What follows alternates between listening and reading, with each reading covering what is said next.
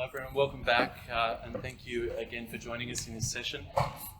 My name is David Carter and I'm a CNTR Associate Professor of Law here at UNSW and an Associate of the Australian Human Rights Institute who is a proud founding partner of the Centre. I also have the great privilege of working with Robin and others as a member of the Interim Steering Committee for the Centre that we are launching here together over these 2 days. I'm so very pleased to be able to introduce this next session, a panel discussion, as you can see, where we will hear from a variety of stakeholders and leaders across the sex and gender, health and medical ecosystem. Moderating this session today is Tegan Taylor. Tegan is a health and science reporter from the ABC. Tegan hosts shows including Radio National's Health Report, Quick Smart and the fabulously named What's That Rash? She has received a Walkley Award for this work, the Eureka Prize for Science Journalism, and her work has appeared in the Best of Australian Science Writing. Each of the panellists will introduce themselves today, and naturally there will be a time at the end of the session for questions, which you can please direct either to a particular panellist or to the panel in general. Thank you especially to Tegan and all of our panellists for joining us here today. Over to you.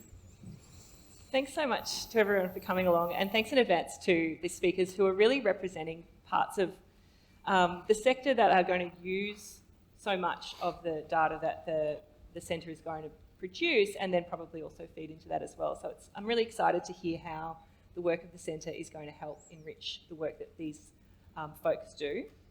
I won't introduce everyone's bios, but just so you sort of have a sense of who's up here, we have Teddy Cook, who is an LGBTQ plus advocate at ACON.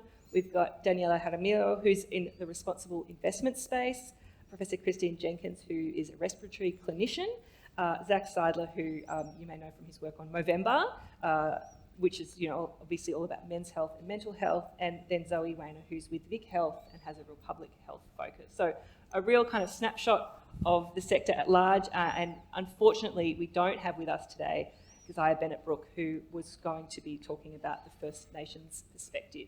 So hopefully we can get her insights another way. But Teddy, I might start with you. If you can kind of just give us a snapshot of the sort of work you do and the gaps that you see that you think that the Centre might be able to help fill. Thank you. And thank you so much for inviting me to be part of this discussion. I'd just like first, of course, to acknowledge that we're meeting on, this is Gadigal country, and to acknowledge all elders, past and present, all mob in this room today, and to recognise that as part of the longest living continuous cultures on the planet, that means that this place is also home to the longest living queer and trans cultures on the planet. So I'd also like to acknowledge Ramadan Mubarak to all people who are observing fast, and wish you well and peace on this journey.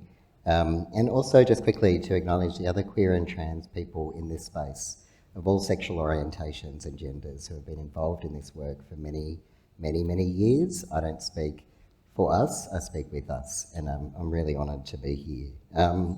I love how I've been called an LGBTQ advocate. I'm actually the Director of Community Health at ACON. I have a team of 60 people. I deliver support services across New South Wales and indeed nationally, focused on mental health, suicide prevention, domestic family and sexual violence, trans health equity, harm reduction, community safety, social inclusion, hate, justice, police engagement, trans health equity, disability, ageing, end-of-life care.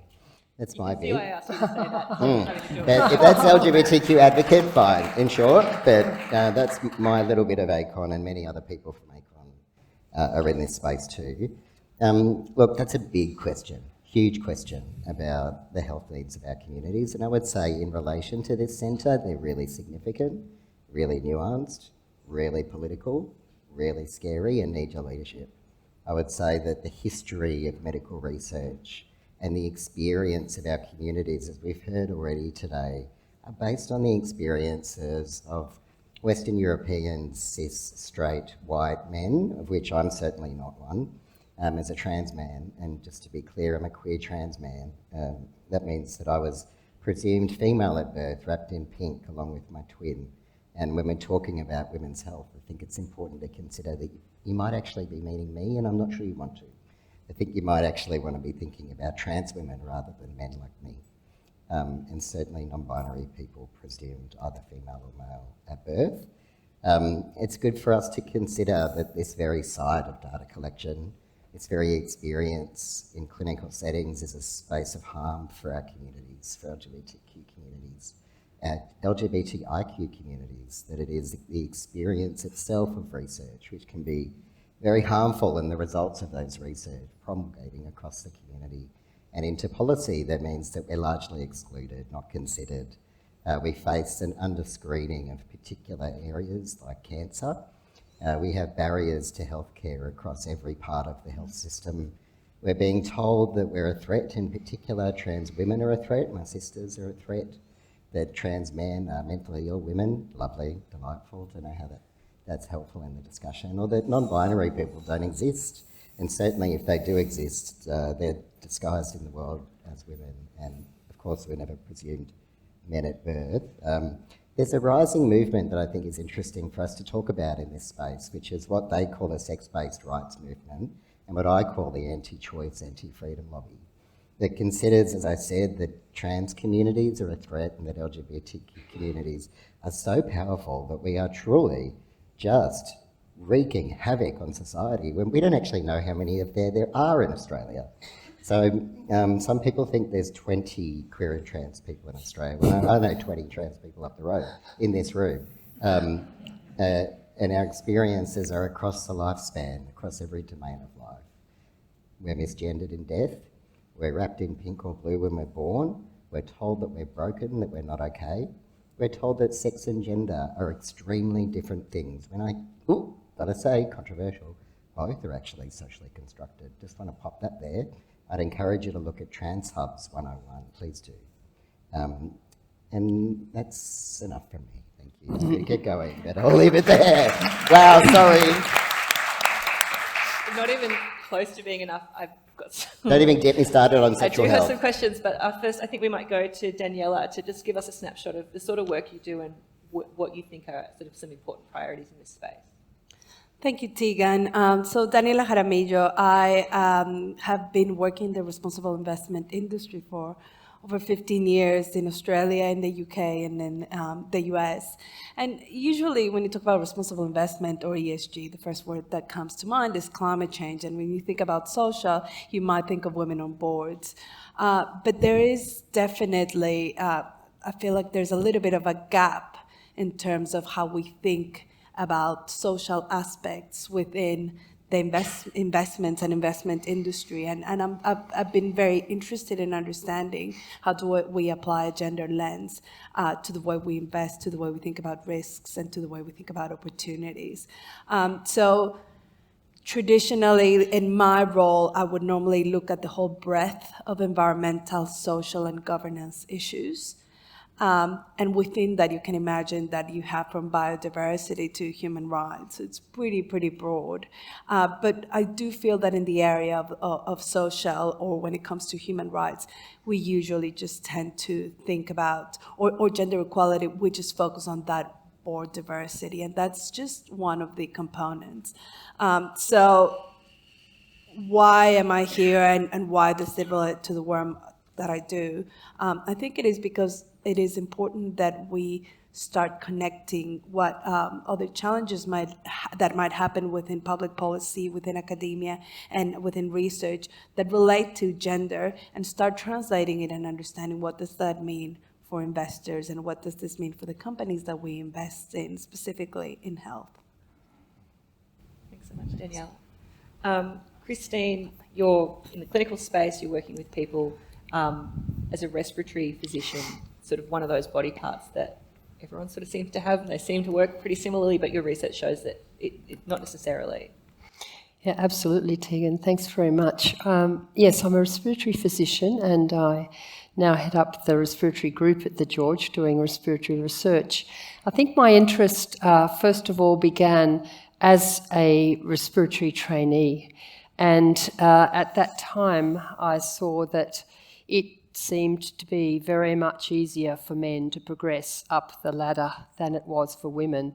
And I really wondered how it could be that women with the sort of sense of the reproductive urgency that comes to coincide right at the time when you can potentially also progress your career very meaningfully, how women could manage these two things. And I did try to manage them both. I wrote my PhD thesis at the time my first child was between 0 and 6 months, and I can't really believe I did that.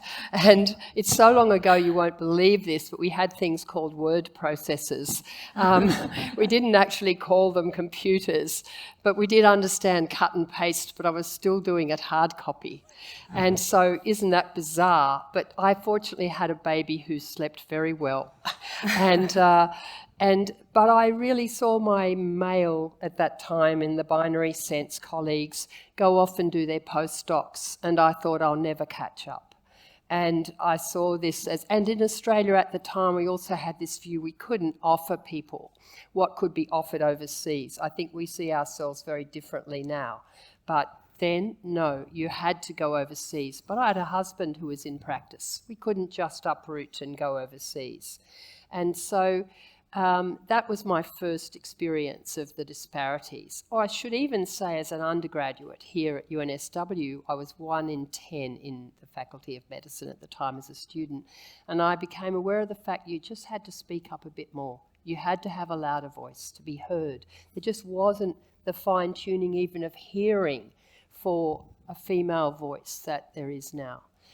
Then my interest as a practitioner has come, and I still am concerned for the ways in which there are disparities in medical training, whether it's for people who are not binary in their sex and gender identification, or whether it's for men or women. It's still, there are inequities in the system that favour one over the other often. And so now my interest, though, is particularly in how people with lung disease both present and talk about their symptoms. So we all talk about, we describe things like breathlessness or cough and sputum. Cough and sputum is a horrible word, isn't it? You know, women don't like talking about it as much as men do. So they won't tell you as easily and readily that they have a cough with nasty gunk, and which my daughter calls greenery.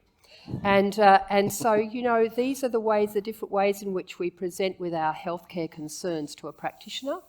And then the final thing is how practitioners respond. And we have ways of responding to men and women that actually then prejudice the way we actually relay information about their illness, give them a sense of hope about what's going to happen, and or talk about medications, and or even our expectations of how different people of sexual and gender identity will respond to information about taking medications.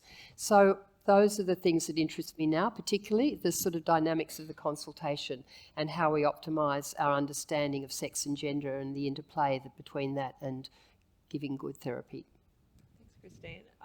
Again, 1,000 more questions that I want to follow up with. But first to Zach, because I think when we're talking about sex and gender equity in medicine, we naturally think about women, and increasingly these days, thankfully, also about trans, non-binary and other folk like that. But equity benefits everyone if we do it right. I'm here to represent a minority group known as straight white men. They're in dire need of a voice, it turns out.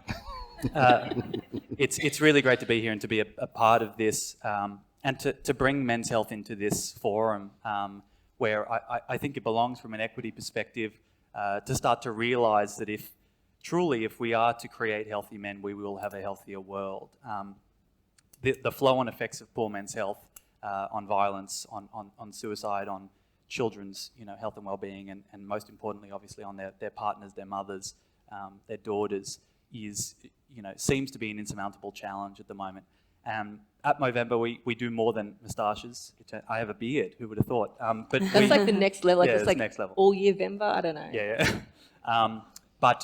So we've been in this space for 2 decades now, and as of last year, we announced a Men's Health Institute that we're going to be, creating a global Men's Health Institute that is fundamentally going to be working in collaboration with women's health and the sex and gender space more broadly. I think these silos have been very dangerous. The binary us versus them mentality and the over politicization of gender in health has not benefited anybody, I don't think.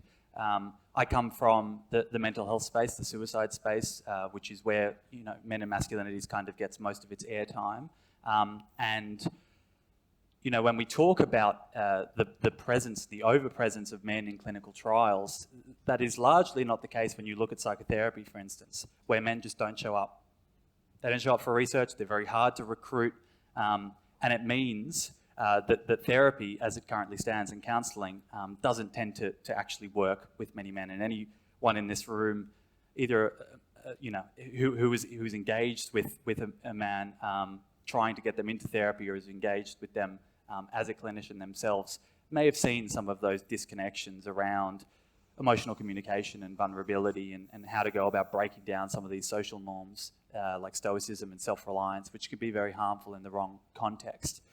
What we want to do is find a way to understand men's experiences on the ground, to look at men's experiences and masculinities more broadly in trans men, in queer men, in Indigenous men.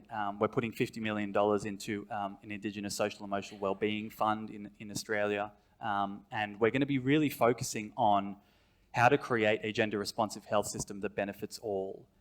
And so we have a lot to learn from women's health. We are very far behind, and leaning on all of you and learning from your experience and working alongside you is really the aim of the game for us.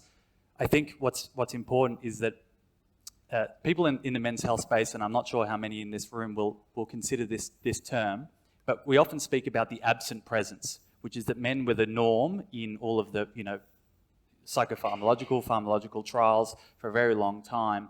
But we see it as an absent presence because it was just a default option in many ways.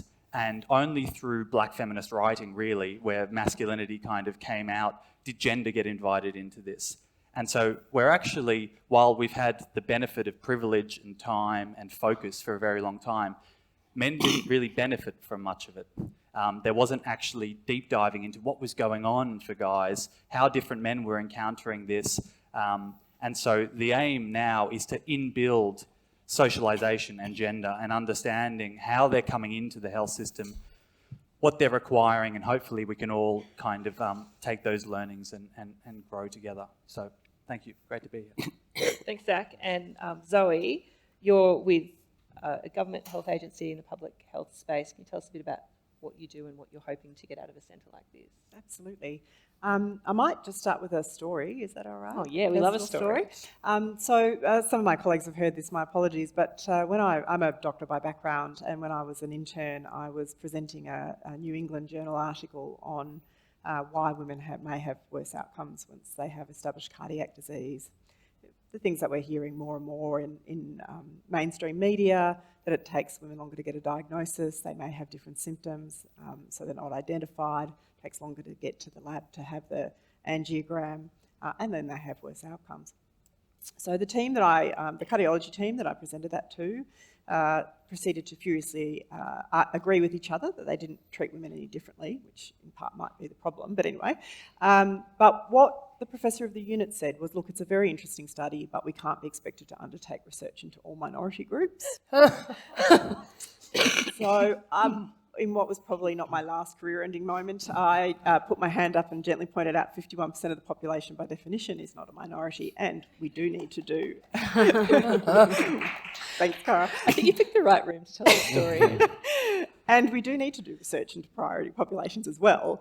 And of course he backtracked the moment he realised what he'd said. But the insight it gives us into the deep unconscious bias that male is normal and female is other is something that I've carried through my clinical career and now into working in government as well.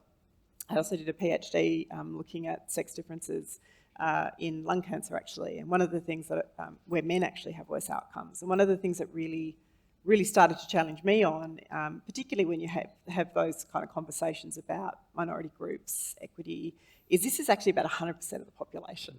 It's not about men, it's not about women, and it's really about all of us. And understanding the differences is incredibly powerful. Between the differences, we will learn a lot, but we don't actually look at them, we don't compare them, we don't even look at women at this point in time in a systematic way. I now have the deep privilege of being the Deputy Secretary for Community and Public Health in the Victorian Department of Health, and we have all of the policy work in women's health, and acknowledge my colleague Kim Arthur, who's in the audience, who leads that. And so the government has made a significant commitment in Victoria to women's health, and in doing so, they were very clear that yes, sexual and reproductive health is important, but this is broader. This is about why do women get underdiagnosed when they present with chest pain to emergency departments, and how do we move the dial on those outcomes that we've been publishing, that observational data, for decades, and we're not seeing improved health outcomes. So what is the translational gap so that we can genuinely see those improved health outcomes based on the evidence that already exists, and as well as working with centres like this incredible centre, absolutely amazing, Robin, to be a part of it and to see it grow, to really guide us in how we actually ask those questions. I also have the privilege of sitting on the National Women's Health Advisory Council, and there's an area that I hadn't even considered that gets touched in this space, and that's in the MBS, in Medicare.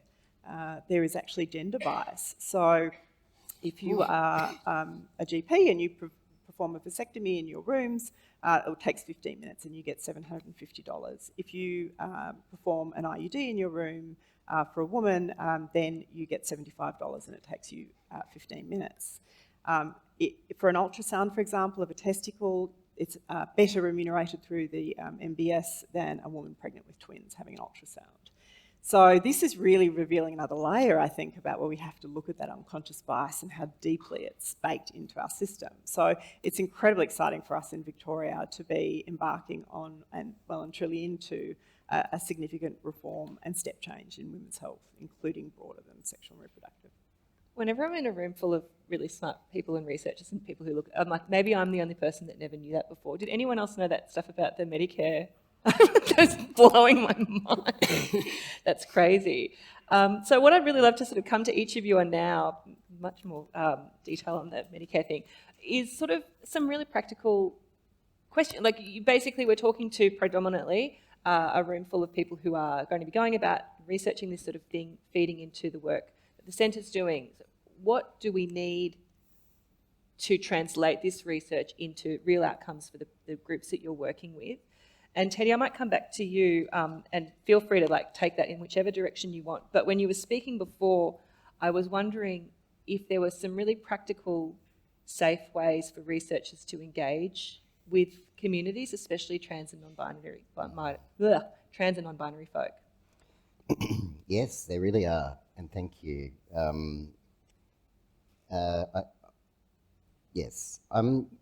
I think that there's some really important and exciting opportunities for this centre to really explore some nuance that is missing. For instance, and I'll just give a little story, that when I'm on a panel, often in these spaces where I'm one of the only trans people in the room, and I may be probably one of a very small handful of trans people in this room, the only trans person on the panel, and I really hope there's at least one trans woman in this audience, and if you are here, thank you. We need you. I think it's important to consider the relevance, the efficiency, the utility of categorising humans in such simplistic concepts such as there being two types of people, when in our world we understand that there are 12 star signs and people don't really seem to be troubled about that.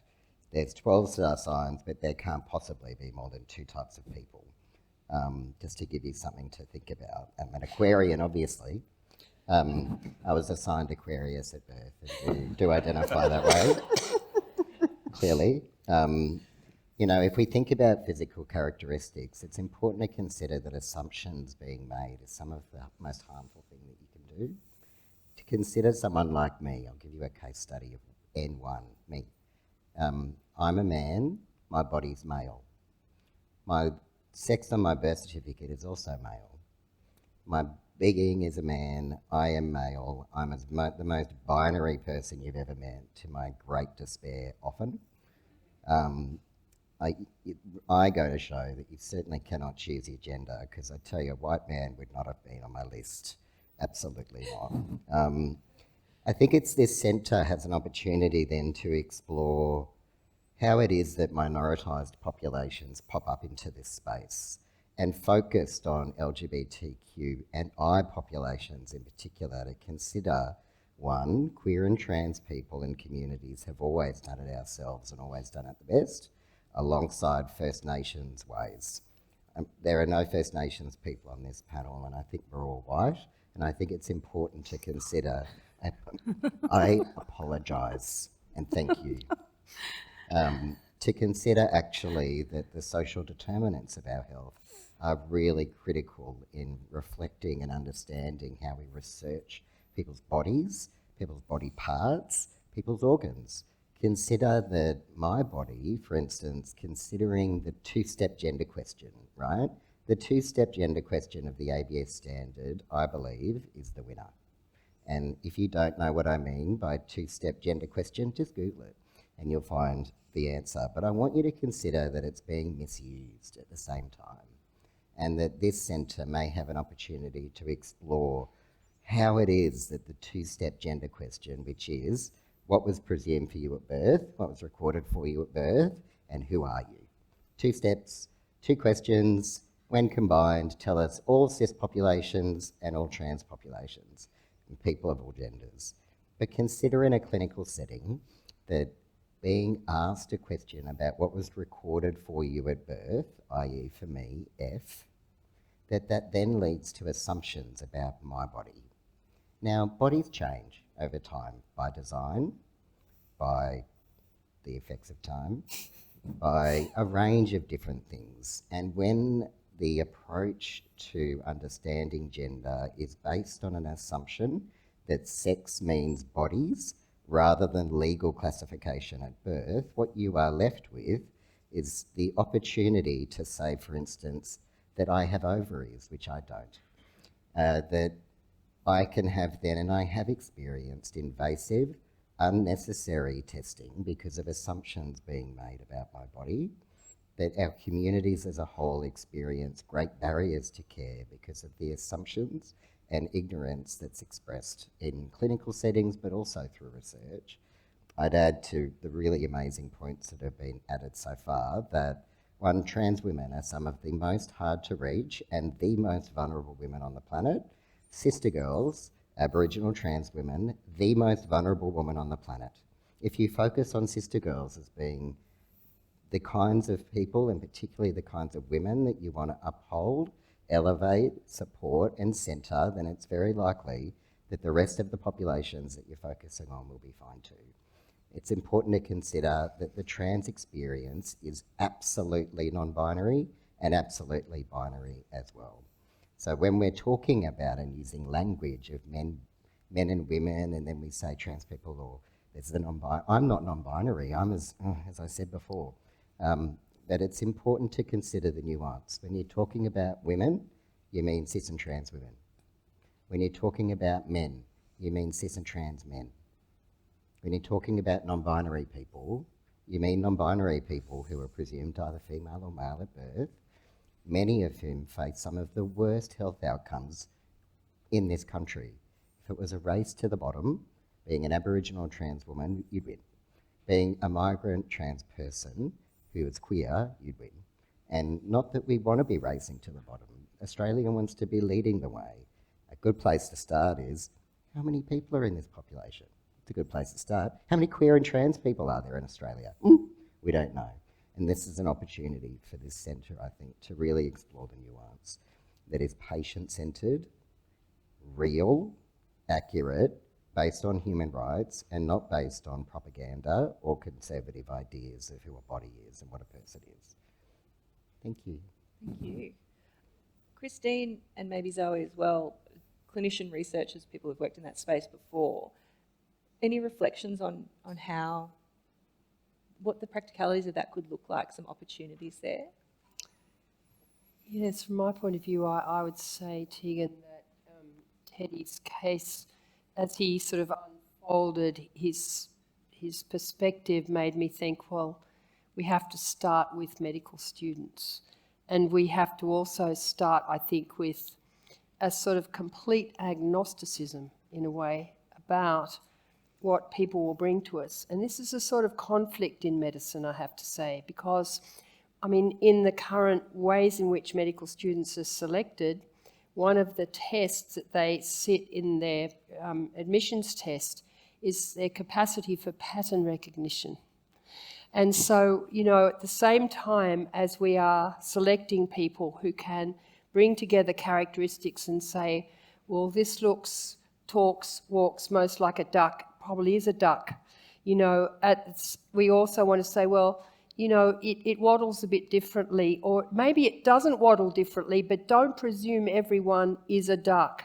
And so I think, you know, we've got a big issue here in that some of the things that we think are the skills of somebody in medicine might also be the downside of the way in which they approach people. But we have to, I think, come to every individual actually with an open mind about what they might feed back to us and how we're going to respond to that. So I think that we do try to do that in medical training, but I certainly don't think we talk about the differences in both the clinical dialogue and between ourselves and the person we're trying to help, and the ways in which it's influenced by those particular features. And so I don't think we're skilled in that area. And secondly, I think our research has not enabled us to actually sort of really feed in the evidence that tells us, well, since this person isn't exactly a straight white male or, you know, somebody who you think you can recognise in a pattern and therefore do this for, you need to think about doing this. So I think it's twofold. It's about training, and I think also it's about doing the research to inform us so that we can use it. Zoe, anything you'd add to that? I strongly agree. I think we have to start with healthcare workers and their education, that this is something they need to understand in the first instance. Certainly my experience was many people would look at me a bit perplexed, and Teddy, I'd love a conversation with you about, there was a 2001, I think, Cara, Institute of Medicine publication. It was a bit of a game changer for me in the language, but I think we need to move it forward now. And it described every cell in your body has a sex. In terms of a complement of chromosomes XXXY. Now, let's have a conversation and dialogue about how we can improve that. But at the time, that was kind of game-changing because the assumption of the clinical communities were sex was about sexual and reproductive health, and that's kind of where it stopped. And this was an opportunity to say, actually, it potentially impacts every cell in your body, and therefore we absolutely have to include it in everything we do, and we don't do that systematically. So I agree it's around the workforce, it's also around how do we make sure we are undertaking that research in a co-designed fashion so that we actually genuinely understand the questions that people want answered about their own health. I think often there is it's not an arrogance per se, but a bit of a sense of, well, you know, doctor knows best. How do we actually understand what outcomes people want from their own healthcare? And they've got to be part of that dialogue and conversation when we design the research as well. Mm. So staying with sort of the theme of what the different parts of the sector that you represent, sort of asking for from the centre, Daniela, I'm really interested, you sort of mentioned before the weighing of risks and opportunities with responsible investment. What kind of data points can help inform responsible investment that's sort of relevant to the sort of work the centre's going to be doing? Thank you, Tegan. And I'm coming at this from a completely different perspective, and I never sit in panels where there's this wide variety of speakers. So I really appreciate being in this environment. But kind of to take a step back and kind of put everyone in what my everyday job means, investors are usually trying to assign value to the companies that they invest in.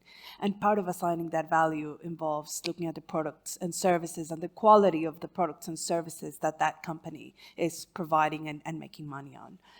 And specifically in the health space, quality is particularly important because the lack of quality could end up representing really big risks, both from a legal perspective, so you might face class actions from consumers that were not happy or that had suffered adverse effects, or reputational elements. So specifically when looking at products, it's important to consider the risks that company has.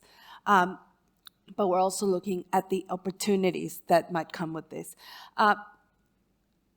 When it comes to products, if we're only considering a specific group of people, let's say 50% of the population, 49% of the population, just to make the big numbers, you're not necessarily ensuring, or at least investors don't have an ability to know that the perception of the quality of the product is flawed to a certain extent, because you're assuming that the quality is assessed on the basis of a universe that is broad enough. But if you're only considering half of it, or 45% of it, then the quality of that product is not what you thought it is. So that means that there's risks within the companies that we as investors might not be aware of. So this type of information, the research that comes from the center, and us as investors being able to ask more informed questions with regards to the differences that, for example, medicines and protocols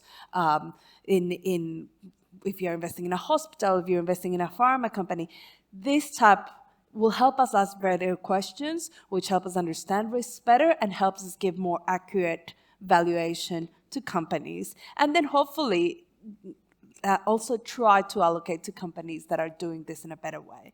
The flip side is kind of the opportunity side. So if you look at, for example, again, going back to the quality of a product, if you have a product, if you have two companies, everything else being equal, but one of the products actually has been equally effective across a broader universe whenever you're doing testing, which includes a broader set of people, including men, women, and non-binary population, then you actually have a product that's proven to be more effective than the opposite. So the opportunity side is we can invest in those products that are more effective for everyone. And we're less vulnerable to risks like reputation and class action risks. Excuse me. And then on the business side, there's also a massive opportunity for innovation, because gender can be seen as a source of innovation. I was very excited yesterday when I flew from Melbourne and I saw an ad from Nurofen. I don't know if you've seen it. I was like, oh my God, is this a sign?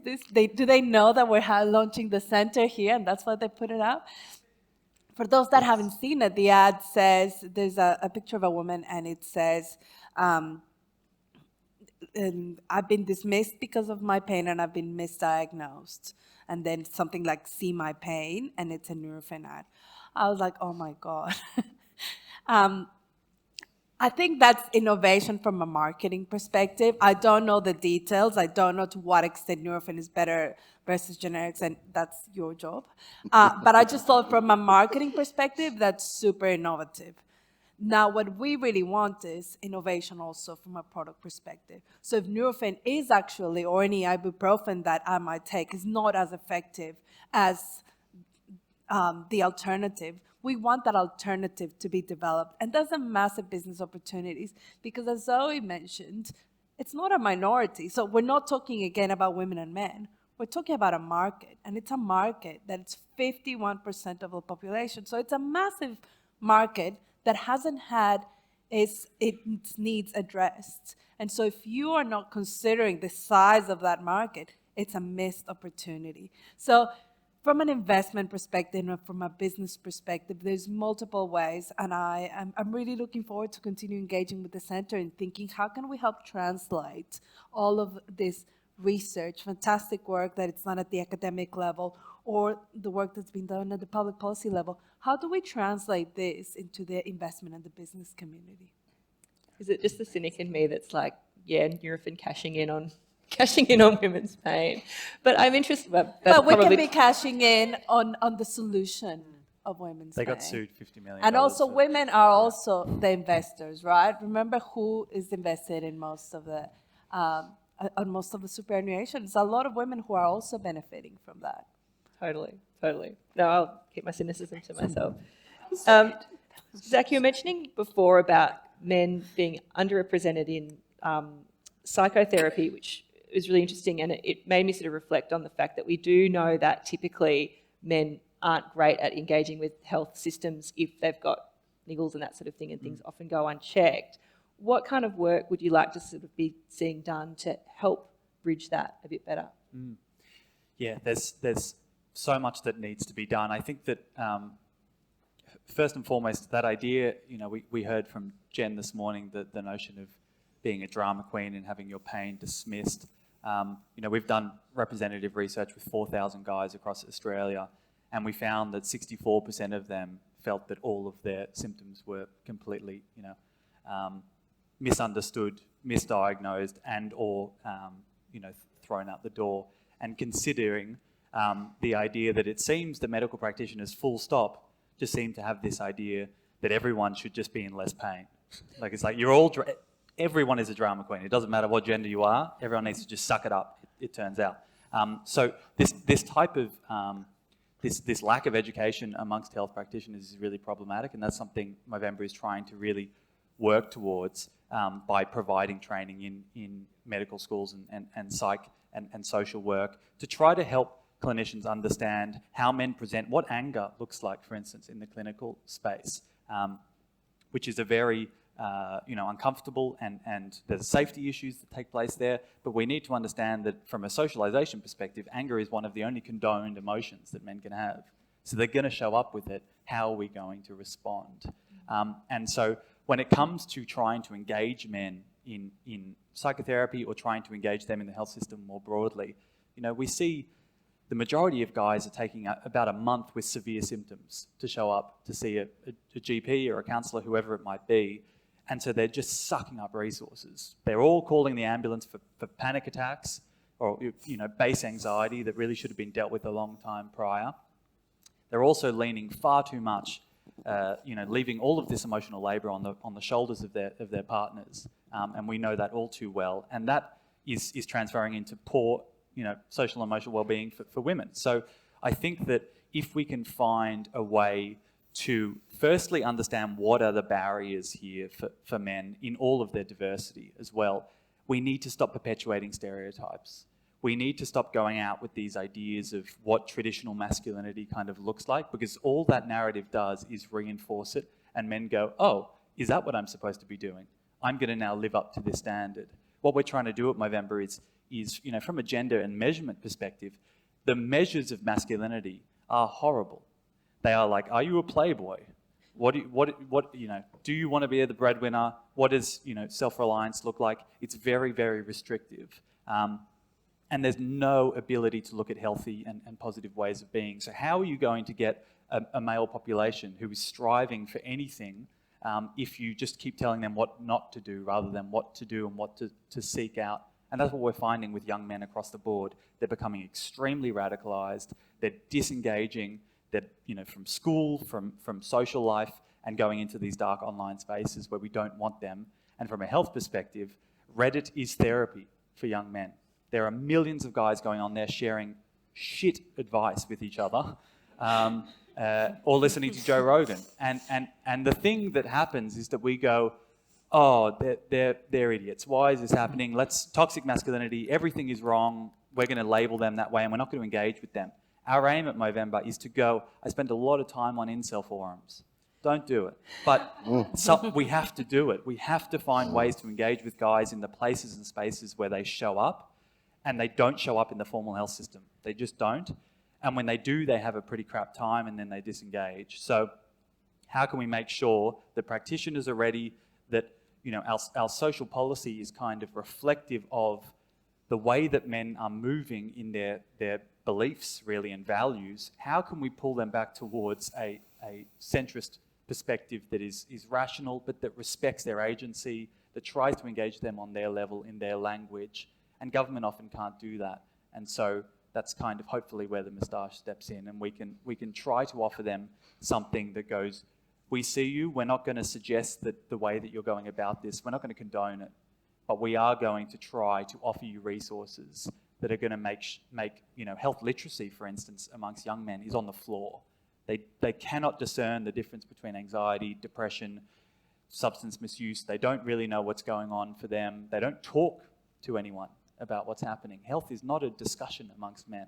You don't go to a pub and hear guys sitting around talking about their nuts and bolts. But we want to find a way to bring that into the zeitgeist, because it is, a men and masculinities conversation for them to be talking about health, and it shouldn't only be mental health. I think that's really problematic. This idea there's men's depression, that's the only thing that is around men's health. We're doing prostate cancer, testicular cancer for 20 years. There's a lot of scope here, and we need to learn from everyone in the room about how to kind of bring an umbrella into the space. Amazing. We will allow time for questions at the end, so if you've got some questions brewing, think about how you want to word them, but a few more questions from me first. Zoe, firstly to you about, there was sort of echoes in it what Zach was just saying before. You were talking about the fact that we know that there are gaps, we know that there are discrepancies, but then actually translating that into interventions. How do you do that? What do you need to do that? I'd welcome an answer from anyone on that Please, one. I thought you could just distill it in 2 or 3 sentences for us all. Yeah, just solve that problem. I think awareness is absolutely critical. We do have a momentum in this country at the moment, or globally, right? We're seeing some significant moves, both positive and negative, in this space. But I think the translation piece is so important. We're not measuring the outcomes effectively. We're not disaggregating by sex and gender to understand the differences. It goes right back to, where the basic research starts, the lab-based research starts in the cell lines. We don't understand or don't know the sex of the cells, and we don't ensure that there are equal numbers, and then we don't compare the populations. And we carry that through into animal studies as well, where often scientists will use male animal models because the assumption is that that's a more stable platform because they don't have an estrous cycle. We then, however, just prescribe it or put it into clinical trials for women without having that research. I do know a neuroscientist who uses female animals because they don't bite as much. I'm not sure that's any more justifiable scientifically. Even that feels super gendered to me. That's interesting. But that's I'm not sure. That's actually an experience that they were reporting. So how do we actually ensure that we bring that into research? Some of the arguments I have heard is it's too expensive, Zoe, because you have to have a greater number in the denominator to be able to split the populations and compare. There's a wonderful Professor Londa Scheibinger who would say, but that's just bad science. So is that what we're accepting? We don't actually, that we are accepting that greater investment will actually lead to better health outcomes for both sexes in understanding those implications. And then obviously into clinical trials as well. I think one of the really interesting things, Zach, that I was reflecting on as you were talking was I think a lot of the diagnostics in anxiety and depression are around actually women's symptoms. So do we not even understand the symptoms that men are presenting with? Again, that to me is another barrier. There's some, and then we get into the funding barriers that we've started to touch on there. And I don't think we understand anywhere near the extent of that. That's just anecdotal at this point in time. There's been no systematic analysis. So when you say funding barriers, do you mean the research MBS? into... And the MBS examples I was giving you as well. So, the other example that we see is in orthopaedics, and this was actually raised to our attention. A group of us, many are in the room, published in 2019 a call to action in the Medical Journal of Australia. And one of the groups we identified was the Independent Hospital Pricing Authority as a call to action for them. And their CEO reached out to me after that to say they had noticed a pricing signal. In other words, when they get all the costs that come in from the hospitals, they could see greater complications for women undergoing knee and hip replacements. Now, those devices are designed on men's anatomy, and so they may be more likely to fail and cause complications in women. It's another example of a market that's huge, where when I talk to the device companies, they don't engage. It fascinates me why. But there are other examples, I think, that are stopping us implementing for better health outcomes. Teddy, I can see you making notes. If you want to... I'm always making notes. what I wrote down just then was when the moustache steps in, which I thought was amazing, Zach. Thank you. And then I put Ducks by Christine, which I thought was just wonderful. I've loved this panel so much. I think I understood about a third of what you said, and it was incredible. We need to translate better. No, it's totally me. You're amazing. I think it's important to zoom back a little bit and understand some of these kind of systemic oppressions that we're talking about, because we've kind of been dancing around them a little bit, but I want to give you some language that you can kind of write down and have a little squizzy at later. There's a really important term for you to know and understand about. It's called cisgenderism. Cisgenderism and heteronormativity are the systemic oppressions that harm all of us, and particularly manifest in the experience of things like gendered violence that impacts everybody, and particularly cis heterosexual women, absolutely. And I want to be really clear that in all of the things I'm saying, what I'm certainly not saying is that this space should be degendered, that women should be somehow over here, or that women shouldn't be in the centre and at the forefront. I really believe that women of all gender experiences, cis women and trans women, must be at the front, and followed closely by queers of all genders and all sexual orientations, and right alongside those men that you were talking about, too, with the moustaches and the beards. I think, one of the great, and I was kind of reflecting on your psychotherapy analogy, and I really love that. In our communities, what we see in this space, particularly around, mental health research around trauma, we end up with results that would suggest that we're queer and trans because of that. That we experience poorer mental health outcomes in particular because of who we are, rather than how we're treated. And I think that's an important, really important thing to understand. I see research all the time that says, trauma's the reason why people are trans. No, the reason why people are trans is it's normal, right? Normal, and has been, and has existed since forever. The reason we may have poorer mental health outcomes is because how we are treated in a world that is rife with cisgenderism, that says this is what a man looks like, this is how a man acts, this is what a woman looks like, and this is how she acts. There's only two genders, 12 star signs, but only two genders. Sex is something completely different and based on something that is inside your body or something like that, and that there's just a complete absence of a recognition that our systems are built on a categorisation of people that may not actually be helpful, may not actually be accurate. I think sometimes we're in this research space striving for what we want rather than what is. Research gives us an opportunity to see what is rather than what we may want it to be. It's about what is. And the research, when done properly, accurately, and with community, recognising the power of the peer workforce, is only ever going to lead to better health outcomes for all. Before I throw it open to questions from the floor, Christine, I just wanted to come back to you once more about recruitment for patient recruitment for studies and the sort of particular challenges that clinician researchers face around sex and gender. Yeah, thanks, Tegan. It's a really important issue, and in fact, I think one of the things we haven't mentioned quite so much, although Cara did mention this, is we have to put it out there. The community needs to know about this. So for people to want to participate in clinical research, we need the community to be on board. We need them to understand it's not just sick people. It's not just someone with a terrible example of a disease or, somehow people who think, well, I'm not right for research. So I think in that process, we also need people to understand. We've probably done very badly here. Traditionally, for instance, pharmaceutical trials, which the pharmaceutical companies are maligned for this, but they should not be, because they're actually trying to gather evidence that isn't sort of cluttered with all sorts of difficult things to quantify.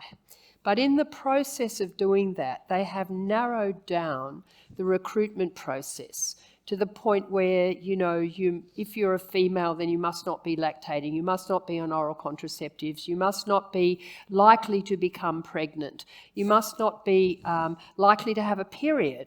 There are so many things you must not be likely to do that it excludes just about all women between aged, 15 and 45. And certainly not likely to have a baby or take any time out that could mean you couldn't come to visits, etc., etc. And of course, there are also ones for men that also exclude men. And so we end up with this super narrow population in clinical trials, and then we generalize it to the whole community. So when somebody comes in, that I think to myself, I know this person isn't quite what fits in that trial that only had men and women of a certain age and of a certain type, I still generalise that information and apply it to them, which is, completely not scientific, completely not rational. And so I think we've got to engage the community in this. The community needs to understand we really want them to be on board with coming into clinical trials and not concluding they're not the right people for the trial just because they're not classic binary male or female or whatever other things that happen to be restriction supposedly. And so I think we need to be much more embracing. We know in clinical trials in respiratory medicine, for instance, in simple straightforward diseases like asthma, that they're so selective that they probably only represent about 10% of the asthma population generally. And so I think we've got a big task ahead of us in terms of both educating the pharmaceutical companies. They are becoming more engaged with real-world studies and with implementation studies, not just with doing the rare RCT. And so I think that's a key thing, our dialogue with them, but also our dialogue with the community, and really raising the awareness of the community that we want everybody in trials because we want them to represent the sort of people who are going to receive this treatment, so we know we're giving them the right treatments when we conclude that they're effective from a study. So, well said, well said. Questions from you folks? Oh, hands going up all over the place. Oh, we've even got a microphone so you can... Thanks. Thank you very much. Can everyone hear me? Thanks for that. That was great. I'm the manager of a major medical research institute in Melbourne, NARM.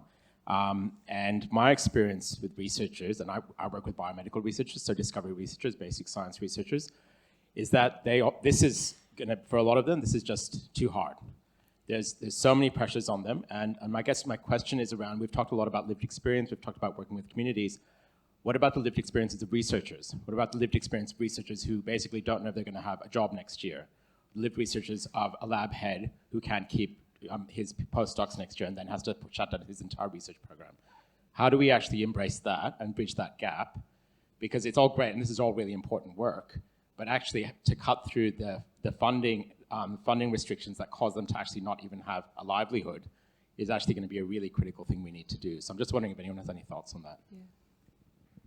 Who wants to tackle that one, Christine? Oh, well, I couldn't agree with you more. I sort of really so want people to go into research in clinical medicine, for instance. But I know how hard it is now for somebody to come through a medical faculty in a graduate program, then do specialty training if they decide, and then, potentially step back into a career where they receive a pittance for what they do, and yet they could be out in practice, earning a decent salary. So it's really, really hard to keep people in research and to entice people into research, especially at the moment when the cost of living pressures and things like property prices in Australia, for instance, are so absolutely forbidding, eye-wateringly awful. And so I think we do need to elevate research in our community so that it is understood to be the fuel for looking after people so much better. And I don't think we do a great job on that. Within the research community, we probably don't lobby hard enough for those salaries to be better than they are. But I totally agree with you, and I wish I knew ways to magnetise it. I think, to my mind, the excitement is that stimulation and the fact that you're doing something so meaningful. But, you know, we need to put dollars and cents to that are equal to it. But sadly, we have a lot of inequity in our professional groups across the board. If you think of what teachers do or emergency services people do, these people are very underpaid by the standards of what I might earn as a doctor or what a lawyer earns. You know, why are these professions so much more important, so-called, than being a teacher? So, you know, I think we've got a lot to do in the workspace, but I just encourage people who love research to do it and to find other ways to somehow supplement their income so they can survive. But I know it's tough, and the uncertainty of it is really hard. And if you're not up for uncertainty, you probably better choose something else. Zach? I also think the aim of the centre should be to create ease and pragmatism around doing this research and making it tangible for people to just implement much quicker. Because at the moment it's like, there's too many horoscopes, I can't handle this. And if we can create a really clear delineation of what to do and when, that should definitely ease it. Sex and gender is hot. Everyone wants in. I don't understand why, in the mental health space, and Bronwyn's here is an incredible researcher in you know, women's mental health. I don't really know why, in the mental health world especially, everyone wants a bar of gender. Everyone wants to hear about it. The media is obsessed with it. But it just seems that there are actual barriers in the researchers themselves in biomed, as you say, to kind of get over that hump. I think we need to make it something that is really accessible, but is also rewarding in many ways and rewarded. And I also think that NGOs like Movember have a very big, you know, role to play here. We fund hundreds of researchers, and academics need to get out of academia every once in a while. I think it's really important because there's lots of different places to play. Hi, thanks everybody. What a fantastic panel. My name's Lucy Stackpole-Moore. I run a social enterprise in health and human rights. One comment and one question. My comment is, there's so many things going on here from reflection, but actually it occurs to me that one of the binaries I think we need to unpack a bit more is around we're all patients in here at some point in our lives, and some of us really regularly and some at moments in time. We're also all intersectional beings, whether they're intersections of power or intersection of power and marginalisation. That complexity is at play for every single person here. Some of us are researchers, advocates, clinicians, everything. You know, so it's not such an us versus them thing. And I think one of the things I've been thinking about is this norm about healthy beings being the gold standard actually is too simple. Most of us aren't healthy a lot of the time, right? And so what does that mean in understanding health and equity and embracing those, you know, chronic conditions or long-term health issues? That it just seems to be a more realistic and nuanced way of understanding the health we're seeking. So that's a jumbled reflection, and my question is then to come to the human rights aspect of this, because one of the big picture things in considering this within a human rights framework is the universality of human rights and the right to the highest attainable standard of health for all. Brilliant on paper, but then understanding the nuances, understanding the ducks, the complexity of the ducks is like, how can we best embrace the nuances and the complexity, but still simplify it in a way that does achieve justice? Teddy mentioned justice at the beginning, that does achieve equity and is reflected in enabling human rights for everyone, that it is universal and is decontextualised in some way. Just how do we marry up the complexity with the vision and make that vision a reality? Thanks. Great question. Teddy and maybe Zoe as well on that. Great question. You can always tell when someone comes out of the HIV sector when they ask a question like that. Ripper. Thank you. And great reflections too. I really agree with you. I actually think that good health is actually not necessarily what the results, the diagnosis says. I think good health is actually choice, autonomy, self-determination and agency. And when we have those in the mix, we're much more likely to stay on the planet based on our own self-determination. There's barriers to self-determination, I think, that cause such woeful health outcomes. So rather than what the results say or whether we can run up the stairs and not pass out. My God, this university. What is going on with the stairs in this place? Hey, crime. My goodness. Because that's not good for me, those stairs. But I tell you, I can self-determine my way up on a bike.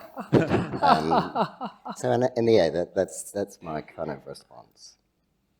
I've got a question then, because I wanted to come back to Daniela, but I thought we'd run out of time, but we haven't. And what I'm really curious to know is what role, so we talked a bit before about what the sort of work the centre's doing can give to business to then allow business to make great investments and Nurofen ads. And then I'm interested to know what role business can play in advancing that sex and gender equity in health and medicine, and perhaps what they might be able to contribute to the work of somewhere like the centre.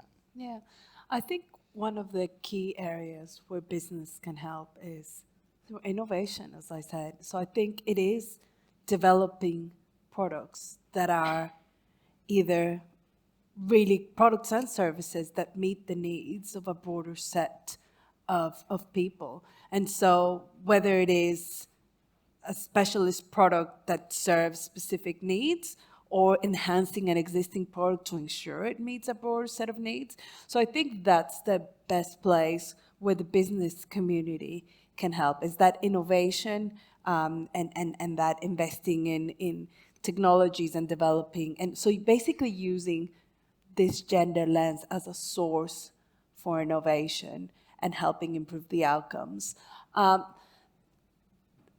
think the other piece is, at the end of the day, investors, why they might sometimes be perceived as kind of like this, sitting in the top and just making all the money. When we talk about investors, we are talking about, you're all investors. If you have a superannuation fund, you're all investors, and you probably have investments in those companies. So I think there's a little bit, and you probably want, investors have interests in terms of creating a place in the long term where the environmental and social elements were the place where you want to retire on. So what you're expecting probably from many of your super funds is not only for them to be delivering a specific amount when you retire, but also that you retire in a place where you can be healthy. And so I think that one of the things that businesses and investors need to do is think long term. Think about what all my stakeholders want. Think about what all my shareholders want. And my shareholders, at the end of the day, is the everyday people. A lot of them, many women that are not necessarily receiving those outcomes.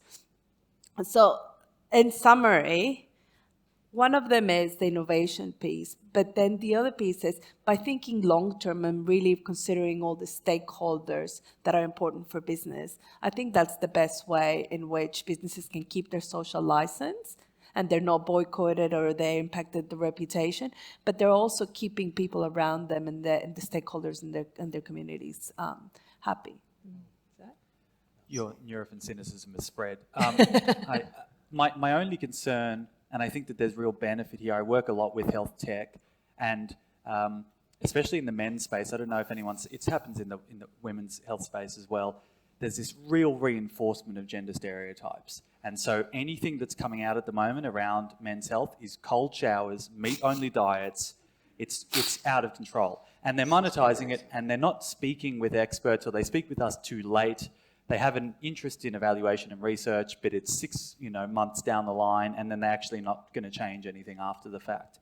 We need to find a way that if there is going to be innovation, because the tech innovation is real, and it's undeniable that it's happening and we can't stop it, but is there a way that it can actually be moving us forward from a nuanced, diverse perspective rather than narrowing in, which is what the likes of TikTok and others, I think, are kind of doing at the moment, which is that they give you an algorithm and they start to lock you into a worldview.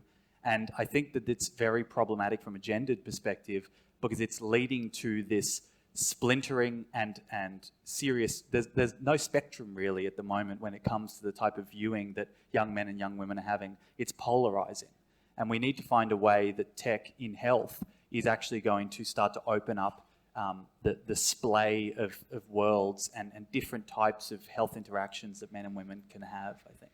But can I just add something? So I think that is exactly why we need the center. I mean, at the end of the day, we need to start translating all the evidence and the research to technology. And so, for example, for an investor perspective, we'll probably be looking for that evidence and we'll be doing our due diligence, but this is exactly why you need evidence, and you need somebody producing that evidence in a very nuanced way with a gender lens. So completely agree like with that you. plant, Robin? But I think that, not to put too much pressure on the center, but I think that's the role it needs to play with regards to business community. Well, the whole point of this part of the session was to put as much pressure on the centre as possible. Please join me in thanking our 5 panellists. Thank you. Well said. Well done, everyone. Thank you so much for the panellists and and Tegan as moderator. Huge amount of food for thought. Sorry, I have had a COVID test, just in case you're wondering, and I don't have COVID. So hopefully I can finish what I'm saying now before we break for lunch. But look, what we wanted out of the panel was for you to come up with ideas. But what I'm really excited about is that every single person on that panel we're going to be partnering with. So it's not just you guys coming up with the ideas and telling us what the centre's going to do, but all of you on the panel are going to be part of the journey with us as we move forward. So fantastic. Thank you very much. So the centre does have a big agenda ahead of us, but it is incredibly encouraging to know that we have many individuals and organisations keen to partner with us. I just want to say again, really disappointing that Kez couldn't join us today, and yesterday, unfortunately, Rob Monaghan was also sick, so he couldn't join us.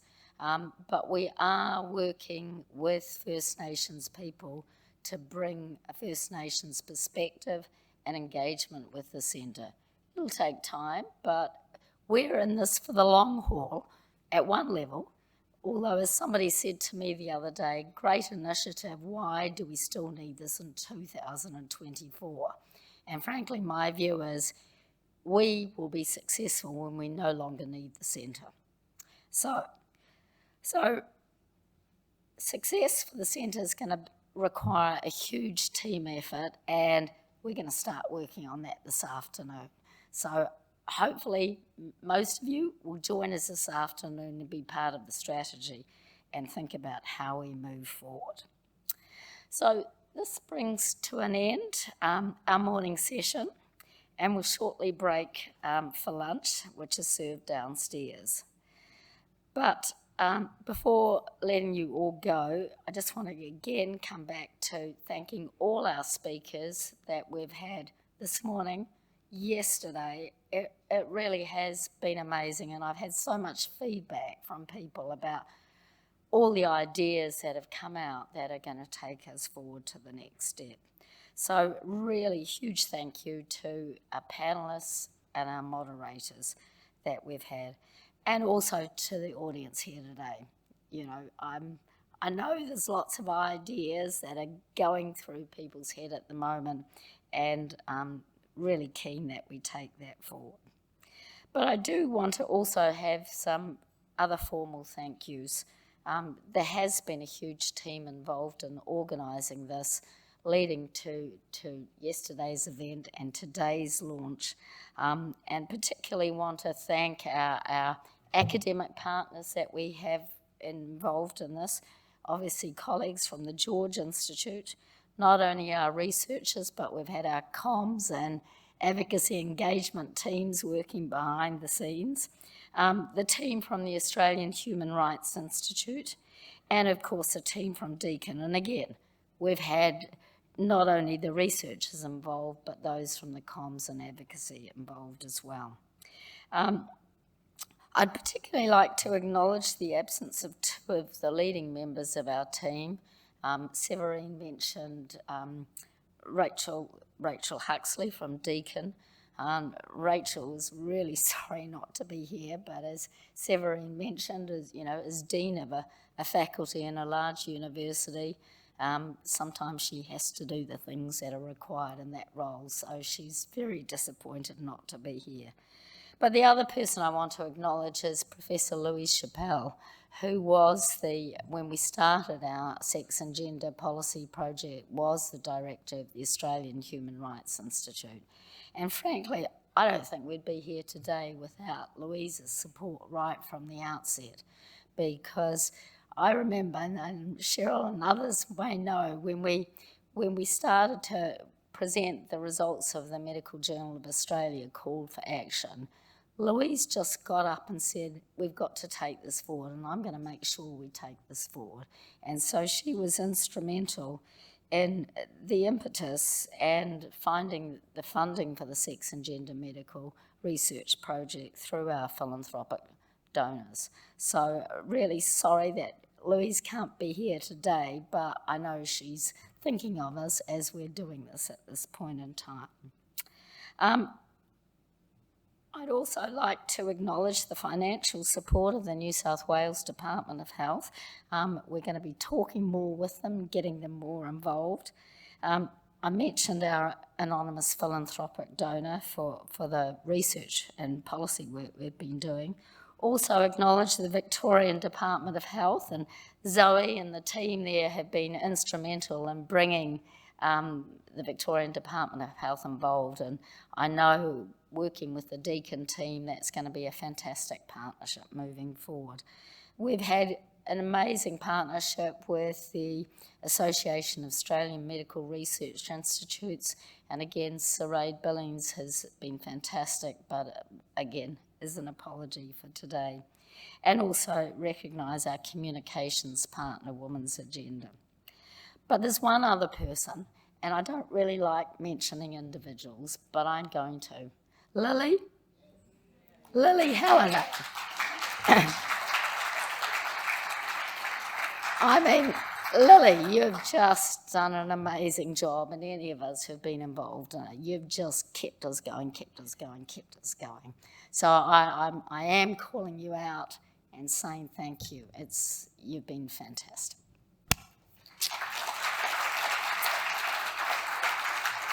So during the break, I'd like to encourage everyone to please sign up to join the Centre for Sex and Gender Equity Network via our website, completely free. Our aim is to develop a network of people across the country working in research and more passionate about sex and gender equity in health and medicine. And to reiterate, this is not for academics. We've got a number of people representing communities, consumers, people with lived experience, and they are going to be so essential for us moving forward. But I'm really thrilled to have Danielle here from the business community. I think the point that Cara, you made is we've got to get out there. We're talking to the converted in here, and so I'm really thrilled to have Danielle working with us and others in the business community to reach out beyond those of us who are passionate about it, because we have to do that. And I know our UK team who are here doing our sex and gender project from the UK, we were thrilled when we got coverage in the Mirror in the UK, because that is not the audience we'd normally deal with, but those are the audience that we have to reach out to and bring along with us. There's a QR code there and in your brochures, which will allow you to get more details about the centre and sign up for involvement with the centre. I'd also like to flag the centre's developing its governance team, and we're seeking expressions of interest if anyone would like to play in a role in the centre leadership through its committees or any other opportunity. And again, please share your interest via the form on our website, or just talk to any of us who are about here today. And as I think most of you would know, we're currently recruiting for a centre director. I know Jed in her little speech talked about me being the founding director. She's a bit confused. Founding director of the George Institute. No, we don't have a founding director yet. we're looking for someone. So if you know anyone who'd be interested, and it's going to be a tough job, but it's going to be a really exciting job. If you know that person, do reach out to them. We'll also shortly be advertising for a centre manager, and again, I'd encourage you to share the advertisement with potentially interested individuals. For those of you who are attending this afternoon session, now I think what time we've got 45 minutes. Then we need the time to set up, to set up the tables for the strategy session, which is interactive. Encourage all of you to come back to the session, even if you didn't put yourself down for it, but have been inspired and want to be part of it. Do come along. We want everyone. So it's time for a break now. But again, fantastic. Thank you so much for being interested, and let's keep on the journey here. Thank you.